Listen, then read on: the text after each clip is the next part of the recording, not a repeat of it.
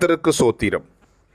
இன்றைய வேத வசனம் ஆதியாகமம் 22 அதிகாரம் 18 நீ என் சொல்லுக்கு கீழ்ப்படிந்தபடியினால் உன் சந்ததிக்குள் பூமியில் உள்ள சகல ஜாதிகளும் ஆசீர்வதிக்கப்படும் என்றும் என் பேரில் ஆணையிட்டேன் என்று கர்த்தர் சொல்லுகிறார் என்றார். ஆமென். ஆதியாகமம் 22 அதிகாரம் 18 நீ என் சொல்லுக்கு கீழ்ப்படிந்தபடியினால் உன் சந்ததிக்குள் பூமியில் உள்ள சகல ஜாதிகளும் ஆசீர்வதிக்கப்படும் என்றும் என் பேரில் ஆணையிட்டேன் என்று கர்த்தர் சொல்லுகிறார் என்றார். ஆமென்.